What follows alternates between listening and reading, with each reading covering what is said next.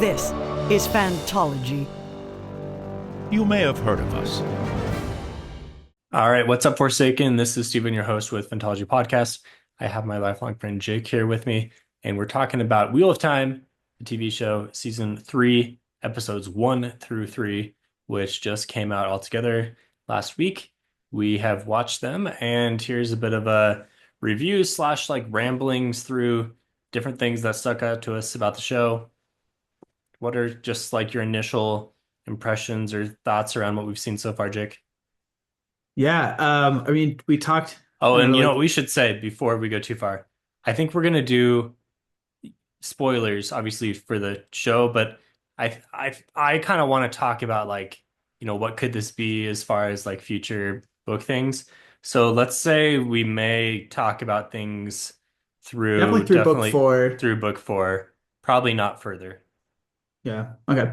Yeah. Yeah, going when we did our like preview, looking at the trailer, like book four is like some of our favorite, very highly rated. So, initial thoughts, I think this is a large step up in quality from season two, um, specifically around pacing and character arcs, and plotting. So, I think that's my default or my initial thoughts on this. Hmm. Still not super stoked about some of the writing, but I do think it's a big improvement.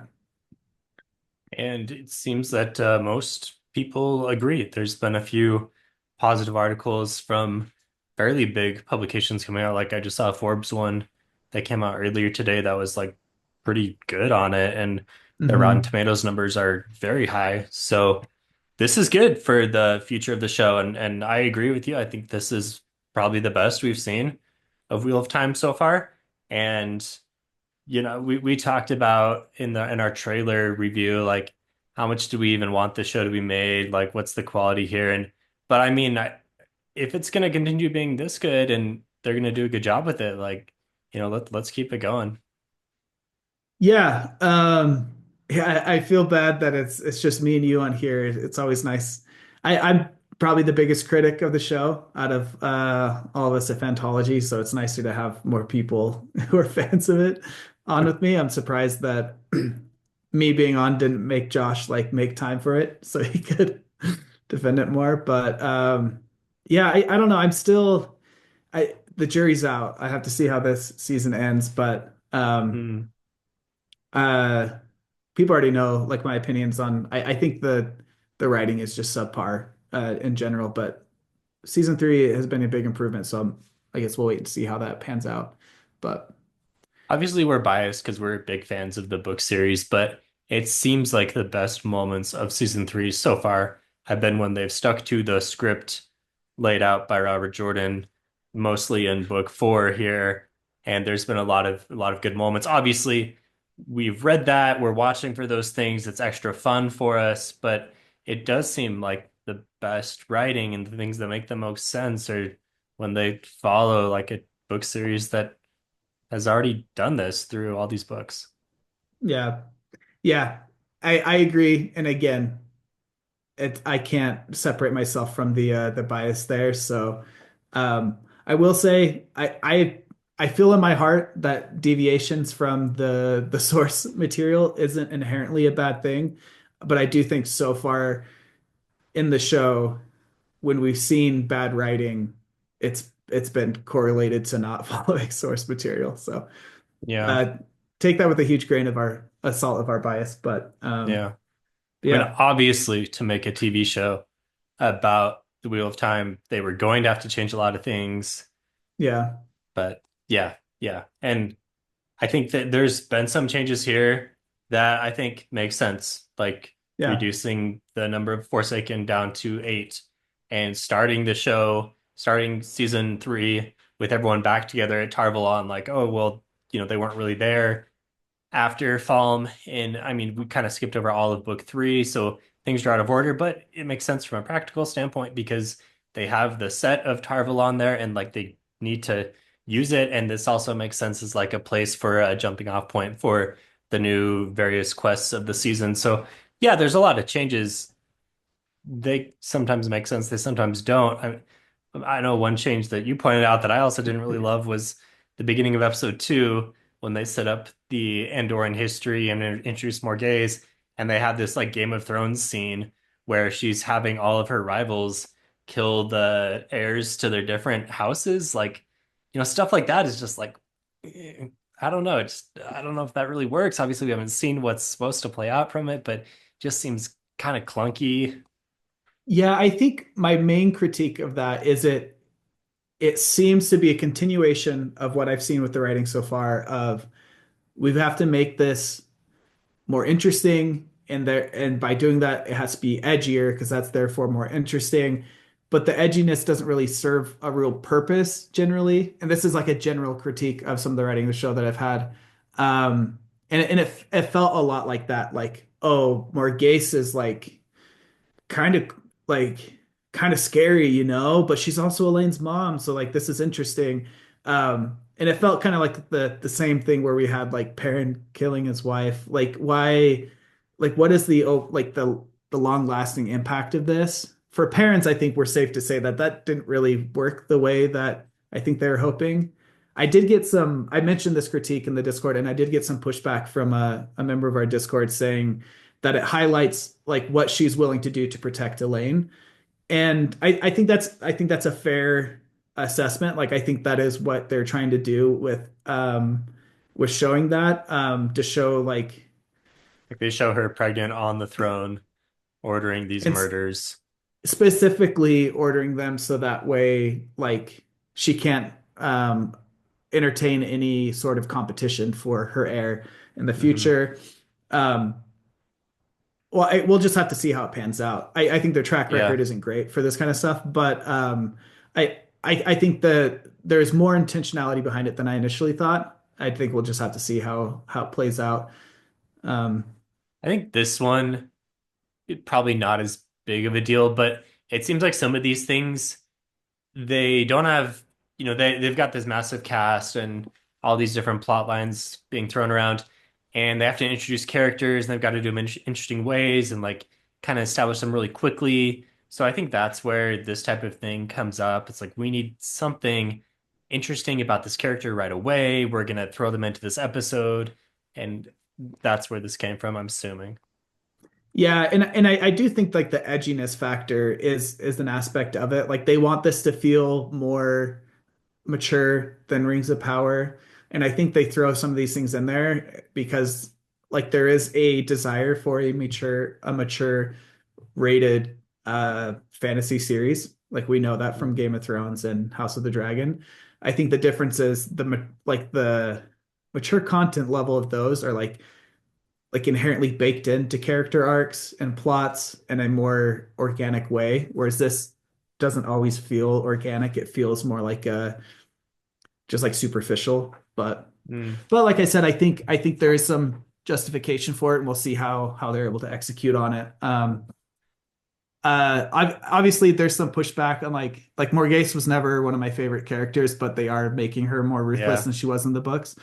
But she's also like known to have a huge temper in the book, so this could be a way to kind of highlight that in a Hmm. in a more visual setting. I was really disappointed from that scene that we didn't see Tom Maryland again. I feel like we're never going to see Tom Maryland again in this series. Those are my Yeah. thoughts. If he doesn't show up in this season, he's not showing up again. You don't think they'd ever bring him back? I guess it doesn't really make sense. Like there's a need for him in this season, but there's that need will probably get less and less as time This goes on. People are gonna forget about I him, don't think honestly, there's like even a season need for him one. in a season. Season one was years Yeah. ago. Yeah. Season two, they had a great opportunity to introduce him. They didn't. Season three, I feel like they had another great opportunity to at least remind you that he exists again with that flashback, if not for the whole Tanchico arc. Yeah. So if they don't introduce him in Tanchico, I don't think he's needed right now based on like the writing so far. And I think this is like the last chance to really use him. I think he could be needed in Tenchiko depending on what they do there. I feel like Matt's kind of taking his role, but we'll see. Yeah. Yeah. But yeah, And the thief catcher, Julian Sander, right, was over there. the same Yeah, they time. both win. So Yeah. yeah, yeah. Um, Mm. but which then I'm like, why even introduce the character at all? Like, why have him in season one if he's just gonna disappear? Like what he left like Yeah. episode 3 or 4, season one. But I think yeah, this is the book talk. the But continuity of the writing from season one to two to three, I think it's pretty hard to defend that. I mean, in season three, it seems like what they've decided to do is throw out a bunch of stuff that didn't work in previous seasons. We kind of talked about this a little bit, but I made a list of a few things that it seems like they're not like, if not completely retconning, they are at least like going back and revisiting and trying to like smooth over and like address criticisms.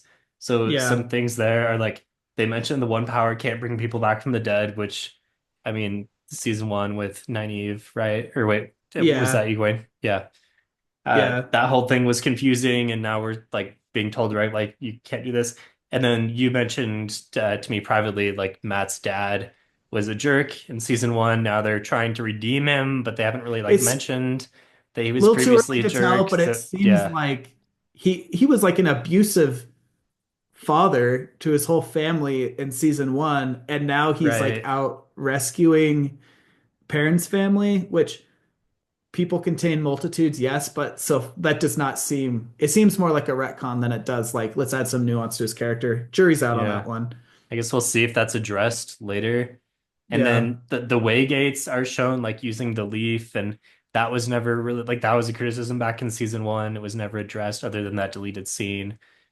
I do So wonder, I wonder like Loyal says in season three says much better than channeling.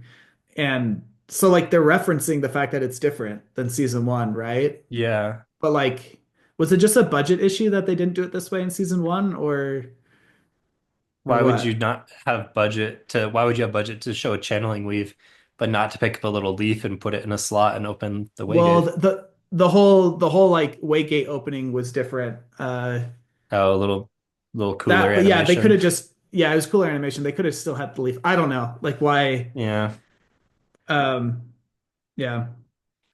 A few other things. These are not as big, but they are going back on the Min Dark friend thing, which I guess, like, oh, she worked for Ishamael and now like she doesn't want like, okay, that's probably fine, but I'm glad they're distancing themselves from that. It seemed like a weird decision. Obviously, Perrin's wife, they're revisiting, but they're trying to get away from that as much as possible now that that's going to become, harder to do in season three with his romance with Fail. And Well, then also yeah, go ahead. the Perrin Egwene Rand Oh yeah, the love thing that triangle. they Yeah, they did that at the very end of season one. Like, well, I mean, they started at the very beginning of season one. Like, he obviously had a crush on Egwene, and that's why his wife was like upset that he was going to her ceremony, and then she dies. And then at the end of season one, it's like Rand and Egwene are fighting, and parents like, "Hey, stop it!" Like, it's obviously like it's like a Josh says it's not a true love triangle because there's not like directionality to it. But either way, they were yeah, showing they're all that involved. Yeah, Perrin and Rand both had feelings for Egwene, whether she had feelings for whoever in that situation. Like, and then that's completely like that feels like completely purposely ignored and like overwritten when yeah, they're all drinking together and they're like, "Hey, so how's Egwene doing?" And like Perrin's like, "Yeah, how's Egwene, Rand?" Like, yeah. yeah. And then the last thing was in season two, there was the Swan Moraine uh, disagreement of, well, violent disagreement over Rand, and then Swan in this episode admits that she's wrong. Like it seems like there was this theory Yeah. that like maybe what we saw in season two was kind of duplicitous, but it seems that instead just like the characters made mistakes, and I don't know, just there's a lot of things, and some of this is less problematic than others, but it does seem in general that they're kind of turning their backs on a lot of things and trying to neatly tie bows around things they didn't like as much. And like that's not great. Like it would be nice if there was a through line on everything through the whole series. Yeah, like you said, I think it's a continuity issue, but I think season three has been better so far because of it, you know. Yeah, so that's the question. Like, would you prefer that they spend time trying to wrap up things that we didn't really like from previous seasons? Or is it better to just kind of turn the page and I don't say, know. like, that never happened. We're going forward and trying to make season three as good as we can. Yeah, I don't know. If obviously in an ideal world they could write it with like an organic transition to where they're at now with enough time to not bog down the pacing, et cetera, et Mm, cetera. But I'm content that they've just decided not to pursue this childish yeah. folly. All right, Mr. Milkshake. Well, I think in some cases they did, like having a line where Min says she's getting out of the darkroom business with the Shamael, or at Yeah, that least one I think is addressing yeah, Perrin's wife a little bit to kind of turn the page. Like yeah. there was an attempt made to move on past. Those are less continuity issues and more like the Min one even I think is still continuing. Like I think that aspect of her character is going to still play a part in her arc. The fact Mm, that she was a dark friend, which whose whose decision was that? Oh man, that's so bothersome. Perrin's as well, like is affecting him here, and I think they are going to leverage the rage aspect with his plot in this season. hmm. Um, I'm curious um, how they're going to continue other aspects of his arc this season. Um, so with Let's that in go. mind, it's got to feel organic. I Yeah. keep saying organic. I don't want to say organic anymore this episode. It's got to feel natural. All right, should we go through some of these episodes, or let's go through maybe specific Yeah. plot lines? Is that maybe that's easier Yeah. to chat through? Let's go back to Perrin. So, well, let's talk about episode one first because it kind of all they all jump off to different locations after that. So, talk through episode one, then we'll talk through plot lines of episodes two and three. So, episode one starts with that big Black Aja fight, which kind of has two parts. There's part one in the hall, and then there's part two with Alana out in the streets. I thought like pretty cool scenes. Yeah, I thought it was fine. I like that they made it like a bigger deal because in I mean, Book Pierce, uh, come after me, but I remember it being more like it was more off page and like something that happened in the night, and then all of a Yeah, sudden, I think it like the was. Yep. 13th repository was cleared out, and then these sisters left, and so that the assumption was okay, these were all Black Aja and go from there. Hmm. So I think that's a decent change to make it more of a climactic thing, and I think it ties in well with Min's visions to like kind of speed those two back to back in a way, with what's coming up next. It's But good to kick off the action, kind of start yeah, the impetus for our characters to get a move on because things are not safe here in Tarvalon. when I saw the trailer, I thought they were going to be combining the Black Aja with um I don't know. Yeah. Are we going full spoilers? Yeah, No, yeah, we did say that. we Okay. said we're doing book four Yeah. spoilers, so yeah. I thought they were going to combine it with the deposition of Swan at the same time. Hmm.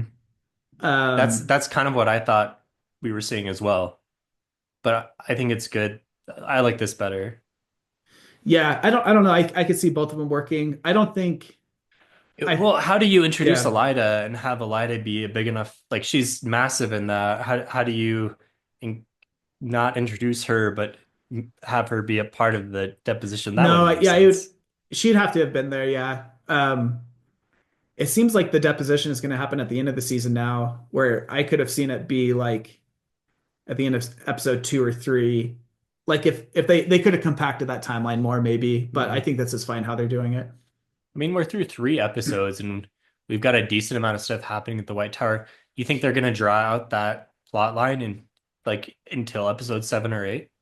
I'm not thinking they'll draw it out, but it seems like so Maybe much other stuff is happening. like skip it for an episode and Yeah, like so much other stuff is happening that like it won't they'll line it up to be like part of the finale. Maybe not, mm, but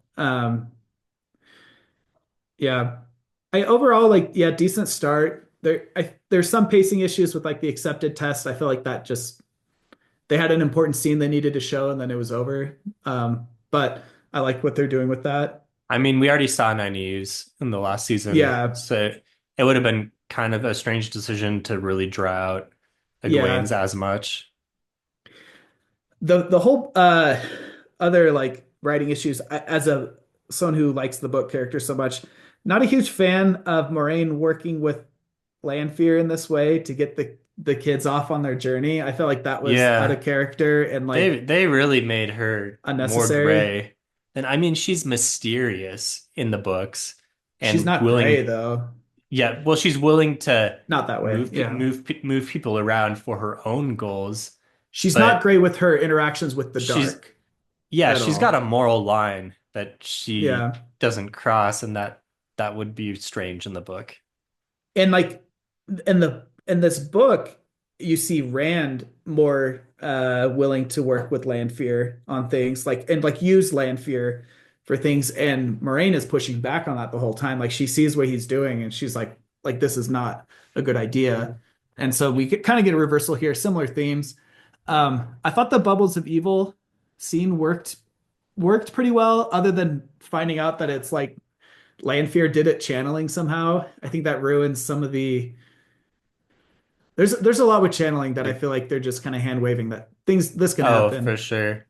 which is Yeah. unfortunate. But Forsaken just have kind of like ultimate power over, or like they have a lot of power we just don't understand, and like she can just do this.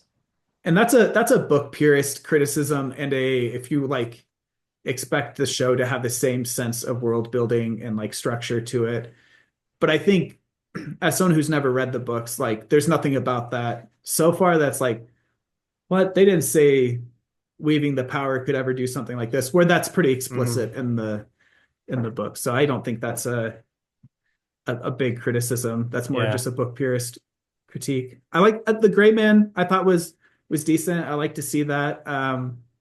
So that Interesting. means they've changed this in the show. So like the Gray Men are purely a creation of Mogideon, and that That's what it means seems like. Yeah, whenever we see Gray Men, that means her yeah. machinations are at work. So even like her sending the Gray Men after Elaine and Nynaeve at the White Tower, that was a Mogideon move. Well, yeah. I mean, it's the same guy that she's like removes the soul from. Like you see her do that. And then You think that was Jaikim Joe, or wasn't it? Was it Carradine? not? I don't know. I mean, he's a bigger character in the book, so I figured, but I Yeah, don't know. he's not a gray man in Yeah. the books either. So Yeah, I right. thought Yeah, that was supposed to once be him, kind of seems but like once you're a gray man, you're fairly expendable. So yeah, he's probably not yeah, going to be around much longer. I'm not like too like I think that's a fine decision. It could be used narratively really interestingly if, like you said, if we know anytime a gray man happens, it's from Mogideon somehow. Like I think that could be used to good Hmm. effect, but we'll see how it goes. Yeah. Um, I guess, and yeah, the main other thing was then we're trying to figure out where to go next. So, are we going yeah, to Tyr? Uh, there's talk of Kalendor and the prophecies of the dragon, which I thought was cool. Like they really dumped a lot of lore on us through yeah, 3 episodes, but it seems to have been received pretty well, even by those that don't really know the yeah. book. Well, like that was kind of my fear in hearing all this. Like, dang, like are people that haven't read the book, like, are they going to be okay with all this terminology? And like I wrote down Kalendor, Sangreal, the red door frame thing, the snakes and foxes. They talked about the Nameless. They talked about the Dream World intro. They Hmm. even they even mentioned the Sarkarnan to Yeah. Sangreal, which is different in the show than Yeah, in it the seems books. like That's Kalendor is the yeah, male equivalent in the show, which yeah. It's I a think very is late book object, but I think that's fine to that change is fine. I honestly I'm not saying that this is the best way they could have adapted the books at all, but coming from the end of season two, I think they did a really good job. Like, okay, this is where we're at now. How can we move forward? mhm. I think it's a good idea to put Tyr after going to the waste. Like I think it's good writing the way they explained it. Like it made Yeah, sense. I liked the Celine pushing him to do this and Moraine as well, even though and in the book it's the exact opposite in book three. Moraine wants him to go do something else, and he is like, I'm still not even sure if I actually am the dragon, so I'm going to like force the hand of the pattern to like figure out if I'm the dragon or not by going to Mm. claim Kalendor. So even though that's like completely different, I think this was well written, a good way to jump off. When I was watching episode one, hearing them talk about Kalendor, it made me wonder if they would somehow rope in the Stone of Tyr into the end of this season. But I don't think that would work now after seeing three episodes and seeing where we're at. It seems like Yeah, maybe that's probably a season four plan. And then I don't know what their long-term plans are, but from there they would start combining a bunch of later or mid-book stuff. yeah. Um, yeah, I don't know. Yeah, I hope they don't do try to do season or try to do Stone of Tyr by the end of the season. I don't think the pacing's where we need it at this point. Yeah, it would be Um, weird. I mean, he would get to the end of his plot at the Isle Waste, and then, like, bam, we're in here and we're doing this. Like, no, that would be weird. yeah, and it seems like from what I've seen, like we're gonna get the full Kuladen, maybe not the full, but we're gonna get a Kuladen conflict going on. Yeah, the Um, Shadow are introduced enough where, Yeah. yeah, So in order to let that happen, I don't think there's time. I think they could have done like maybe more Aiel if they didn't want to do the waste in this season and they wanted to do Stone of Tyr. You could have introduced more Aiel characters, and them accompanying him to the stone, like and mm, incorporate that as part of their prophecies. You know, like the way it is in the books. Like they went to the Stone of yeah. Tyr because of trying to find Karakar, and so they could have done that. I think this is uh I think this is fine though. I don't I'm know what that guessing they journey would look like. combine. I'm guessing they combine Tyr and Ilian kind of together because Yeah, we saw, well, I guess we said we wouldn't do spoilers past book four, but based off the Forsaken, we've seen like that seems like it would make sense. They combine that together geographically. It makes sense. I'm sure yeah, they've like laid out some pieces, but for as much as we're liking season three, a lot of it is because they're following book four super well. That's not going to be possible in later seasons, just not possible to have as yeah, many seasons as they would need to do that. So like certainly they could take elements from the books and they could hopefully take direct elements from the books and put them together. But later seasons, if they do happen, would really be like a puzzle fitting together. It would not be possible to have this like clean walk through a book that we're seeing so far in season yeah. three. I think as part of like our season three review, whether it's that episode or a standalone, we should go through and see like what are the next major events after season three from the books that we think should be covered and like Hmm. how would we piece it together to finish it out? I think that could be fun. Anthology writes the rest of Wheel of Time on Prime. Well, there's like, yeah, I mean, there are some, like you're saying, like uh there are a lot of like important things and like good TV things later on. But Hmm.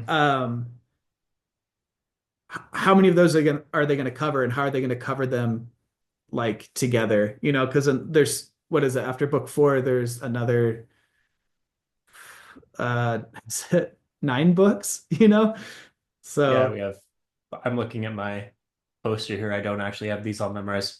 Fires of Heaven, Lord of Chaos, Crown of Swords, Path of Daggers, Winter's Heart, Crosses of Twilight, Knife of Dreams, Gathering Storm, Towers of Midnight, Memory of Light.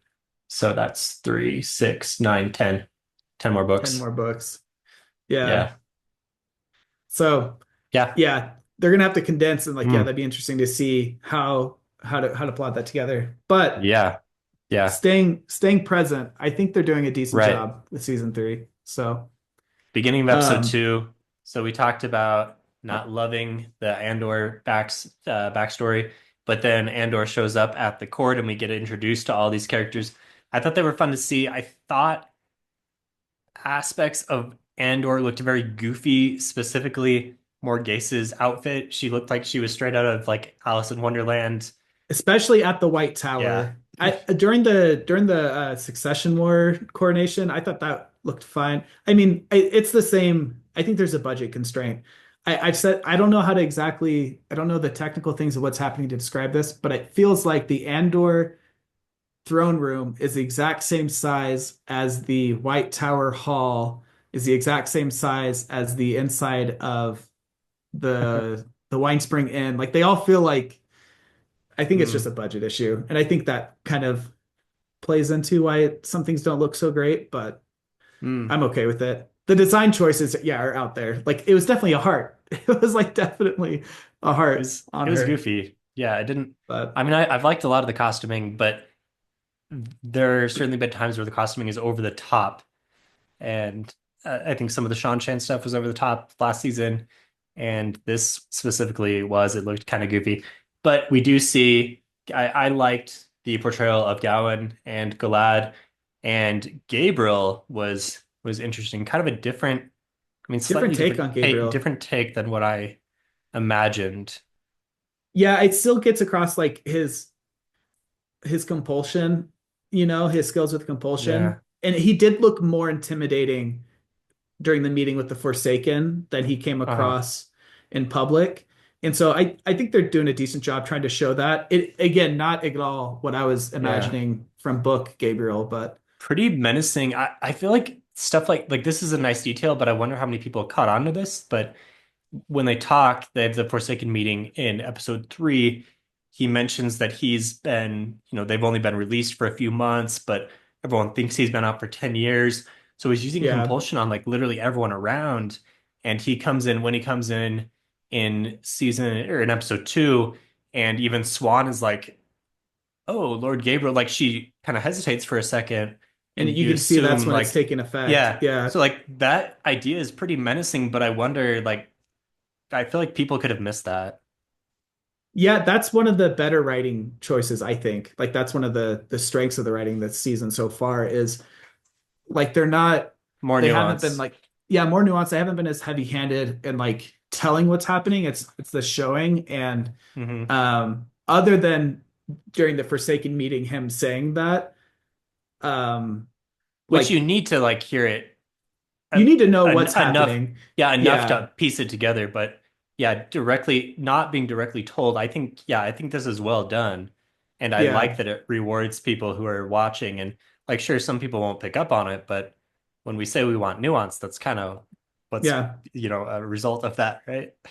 Yeah, like we don't need I don't think the audience needs a scene where afterwards Elaine's like, "Oh, that's weird. I thought I'd only known him for a day, Hmm. but actually I've known him for 10 years."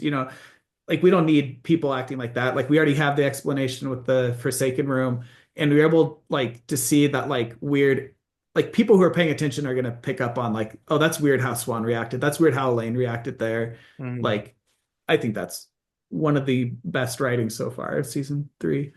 Yeah. Um, but yeah, I imagine him more like a Gaston type character, like coming Yeah. across more, much more From the like book, that. just a very like Giga Chad type guy. Yeah, Giga Chat. Yeah, yeah, yeah. So it's interesting to have this like cuddly grandfatherly like, which again with Gabriel here, and then they mention Gareth Bryn or Gareth Bryan. I can't remember how they say it in the show. Hmm. Perfect opportunity for Tom to take center stage in this season. Again, I don't think he's necessary to the plot Uh, at this point by the way they've used him and the like what he has to do later on. But man, if they're going to bring back Tom, this is when they should have done it. And the fact that they haven't makes me think they're not bringing him back. mm, I think that's a logical conclusion, but a sad one. Yeah, I like the actor who played him too. Yeah. Um, but Gowan and Galad, I liked them.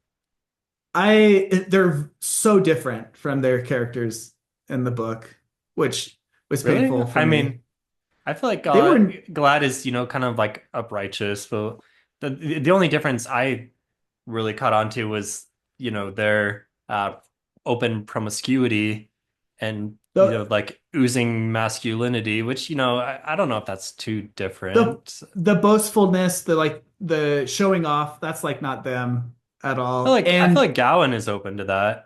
Probably not Galad as much. not really, no. Like my take on them, I never would have seen that. Galad for sure, not at all. Like he would be so against that. And then Yeah. Gowan, I don't maybe, but not to this extent. Again, this is totally fine. They're still good characters so far in the show. Um, But to be I'm both like not, womanizer type characters. yeah, and I think that's my only real critique with this is I think it lessens Galad's character, but we'll see how.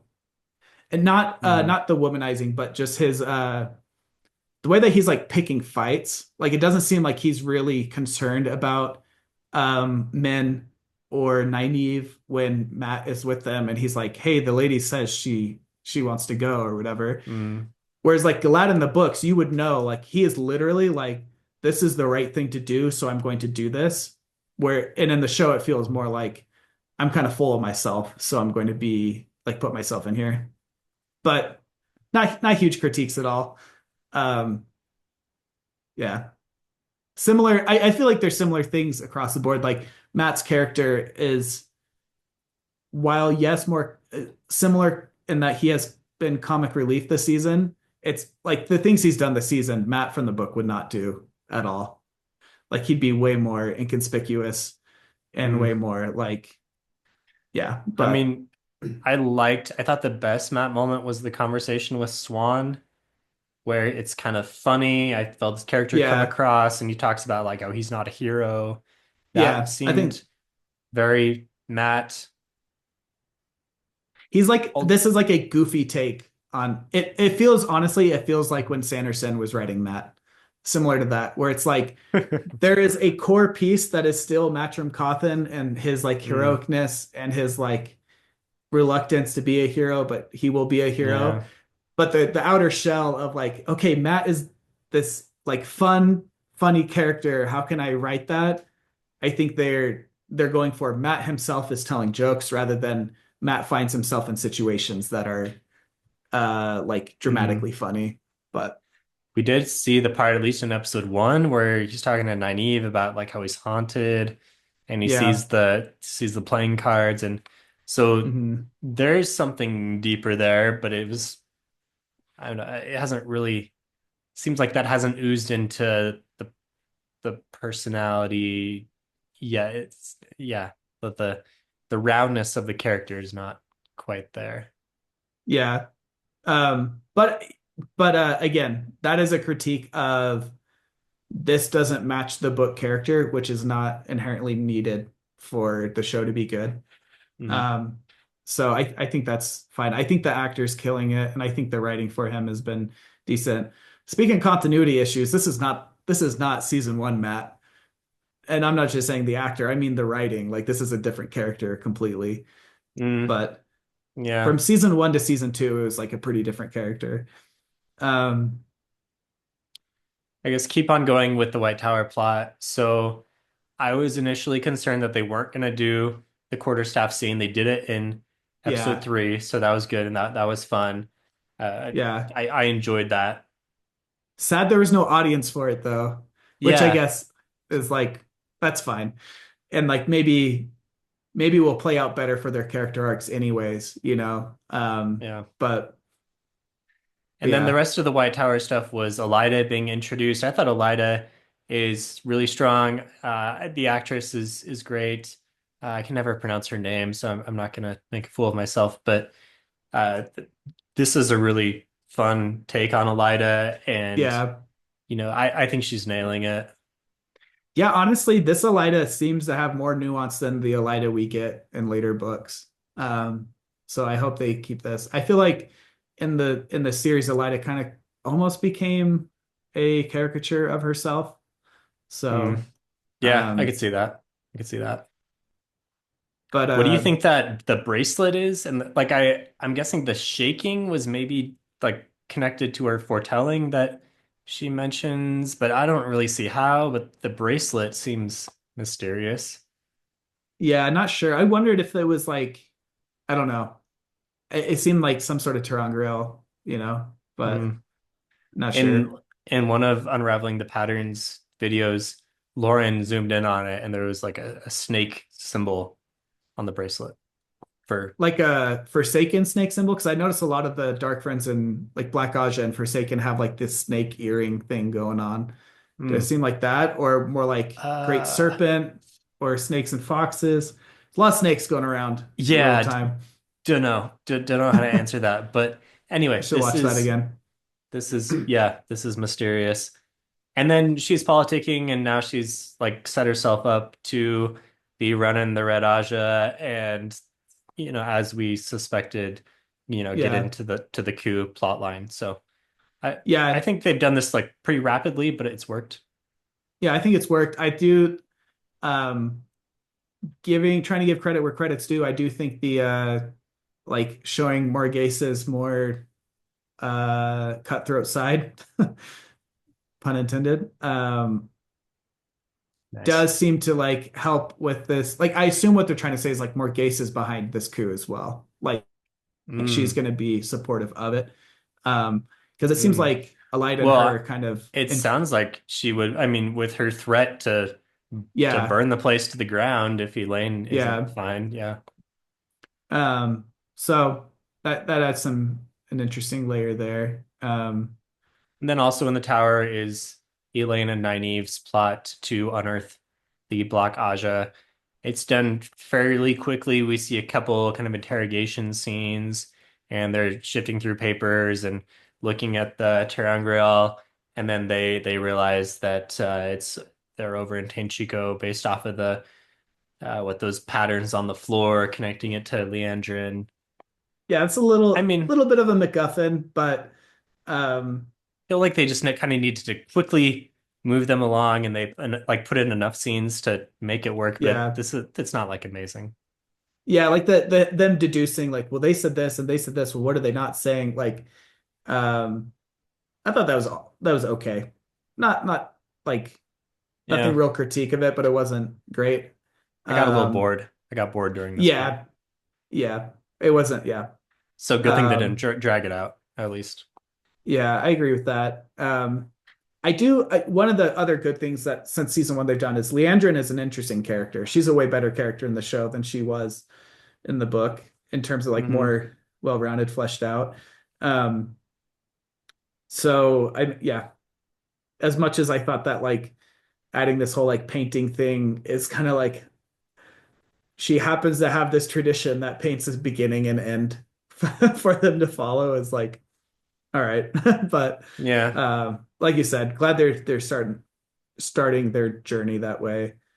And Um, then in Tinchinko, we get that scene, another cutthroat scene of the Black Aja showing up and killing everyone, and this like child bride thing, which connects to Leandrin's backstory. So yeah, they like the Leandrin character. They're trying to keep her going. They recognize that she's been a success, and the actress is doing a good job. So it takes away time from other stuff, but I mean, I guess it's good. Uh, yeah, that's another one of those of like, oh, look how like crazy this is. They're killing everybody. That I was like, yeah. I don't know if we really needed that, but it seems like superficial entertainment to have that violence in there. But And then it was okay. they're looking for the other half of this terangrial, which looks like the Adam, and Yeah, it's gonna chain the dragon. The only thing there that seemed weird was they're like openly discussing this, and Mogideon is right there. Maybe they can't see her for, hand wavy forsaken reasons, but that just kind of seemed funny. yeah, yeah. That's just like kind of contrived, but it is what it is. I like that Yeah. they're moving um the that male Adam front and center. I think they needed to have um like they need to speed that kind of stuff along. So I think that's good. Yeah. It's interesting, and after season two, it's a huge Yeah, threat. yeah, So yeah, yeah. exactly. Yeah, that's really good to do that back to back. In Hmm. the books, there's a lot more space in between that being brought up. At least Right. in it becoming like a threat. So I think this was a good decision to move that forward. Yeah. Um, to be more Okay, back to back like some that. other plot lines, and we'll have to talk about these a little bit more rapidly, but let's go to the Aiel crew. So, episode two was mostly wandering towards the Aiel Waste with some character development. Rand has a nice conversation with Moraine about trying to use the one power and what that's like. He has some bonding with Lan. Abienda gets some lines, and there's some musings about the prophecies of the dragon and the Karkarn. And I think the most interesting thing from all of this is the dream world, the dynamic that's happening between Rand and Lanfear and Yeah. Egwene. And it's interesting and good in some ways, but I think kind of messed up slash almost bad in other ways. I'm happy that they're attempting the dream world stuff, and I don't think it's a terrible execution of it. That's my take so far. I like that as much as I thought like the Lanfear romance in season two was just like too much and like kind of it was like a weird thing to focus on plot wise. I like how it's carried forward in the sense that it adds this extra tension to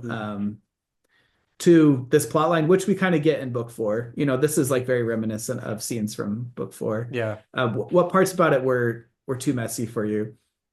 I didn't have a problem with the dream world. The thing that made me kind of feel queasy was Rand seems kind of messed up in all of this in that he's like eagerly entertaining this romance with Lanfear on the down low. Like he comes across as a a cheating jerk to Egwene, and she's being tortured by the girl that Oh, he's like cheating on him with. So like Rand is painted as a real jerk in all of this, it yeah, seems. I don't know if I thought this through. Yeah, I'm trying to think, did they for sure hook up in the dream or were they just talking I don't plans? know. Yeah, I don't know.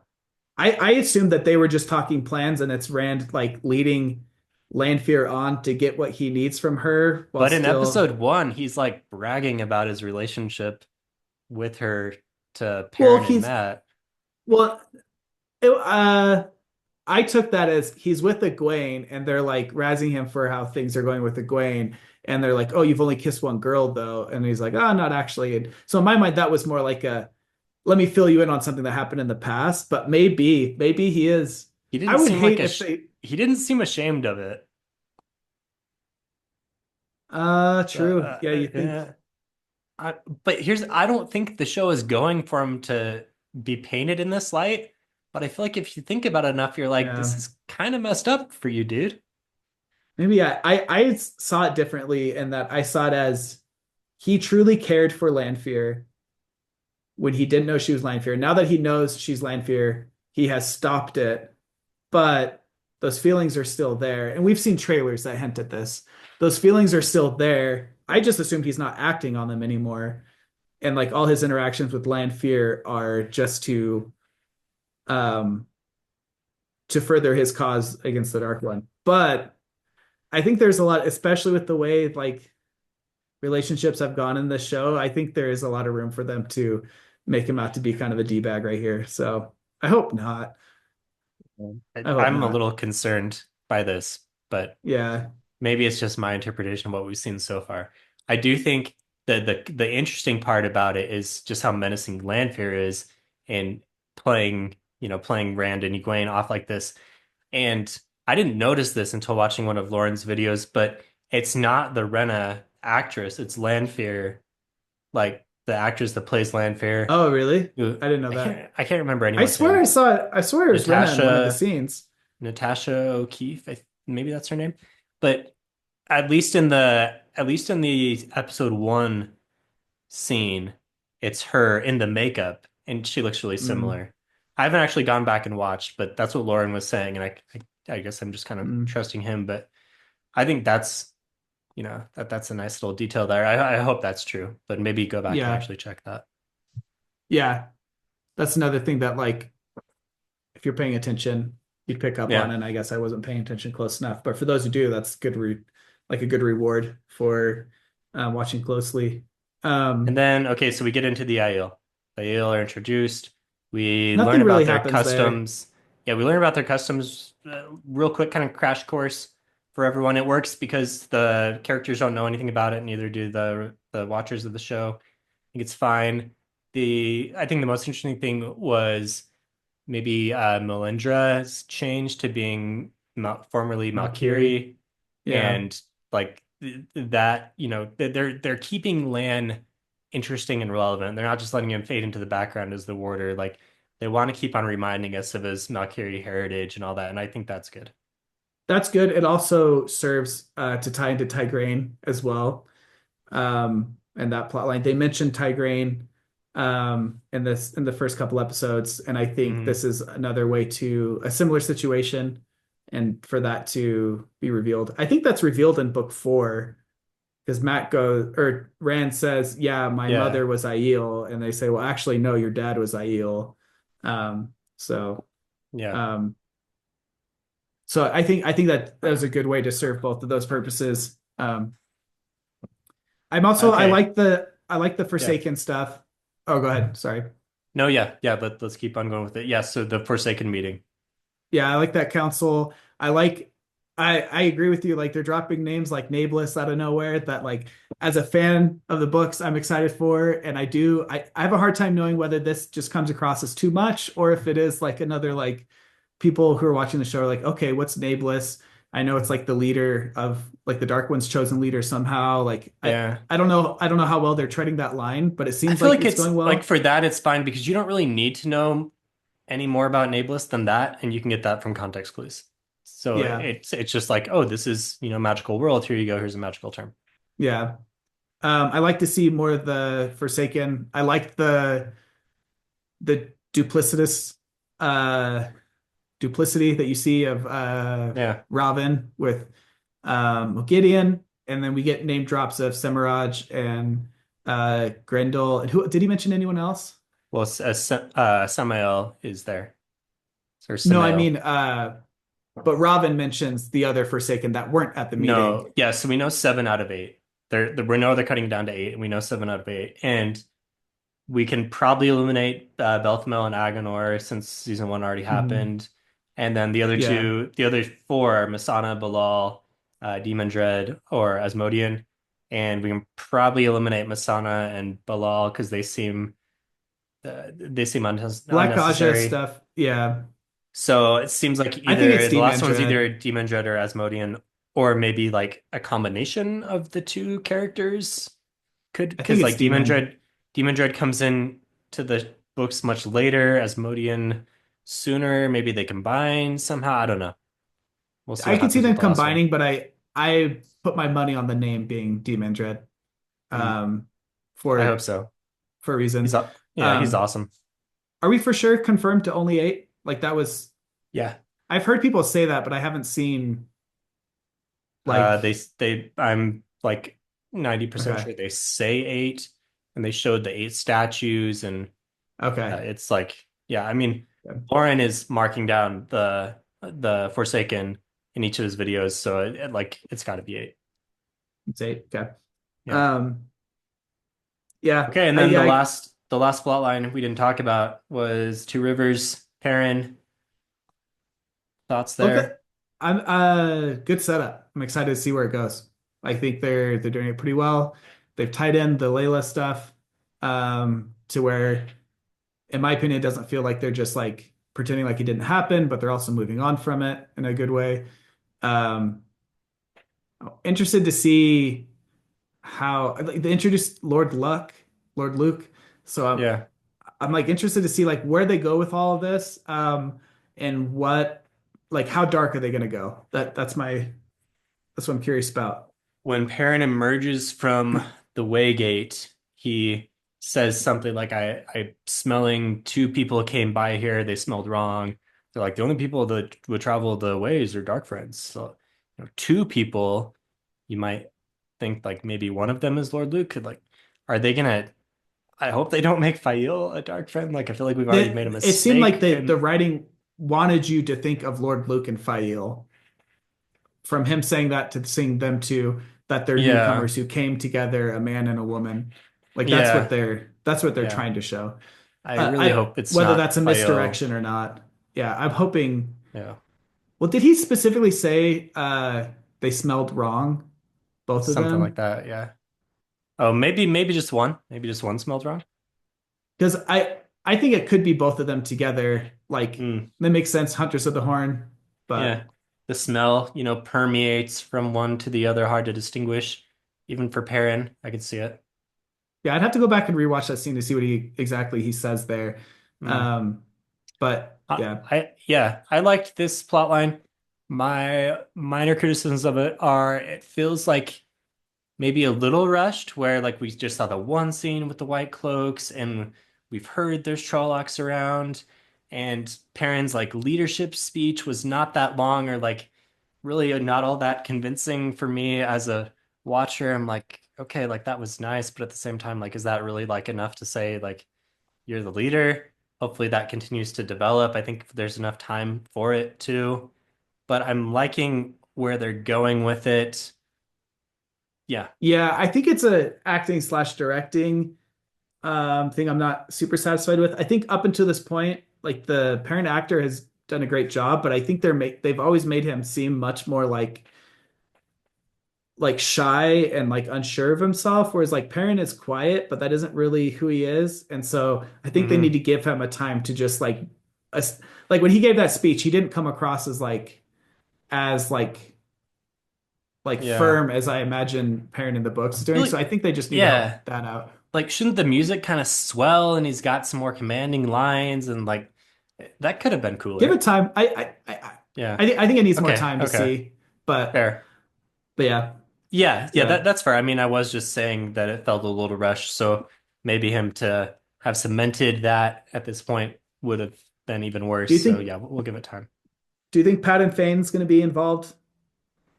I don't know, man. Like, are we also ditching Pat and Fane as Yeah, well?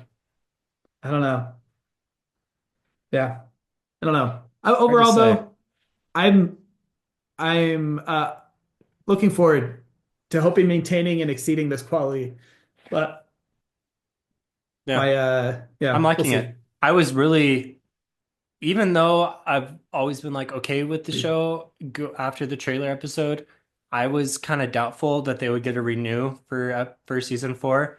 But if they keep Mm. on getting positive press here, and assuming that can translate into viewers, which who knows, right? Although ironically, I do now work for a company that tries to estimate the number of people who watch shows. So, I feel like with dang, if I streaming, wanted, hopefully no one in my company is listening to this, but if I wanted to like really like sell myself out for this, I wonder if I could sabotage those numbers, make them look huge. I feel like streaming renewals don't follow standard they don't There's make a lot sense to of me. there's a lot of egos that There's a lot are of at egos play at in play. those. There's a lot of like it really I think it'll come down to how much Jeff Bezos likes this show.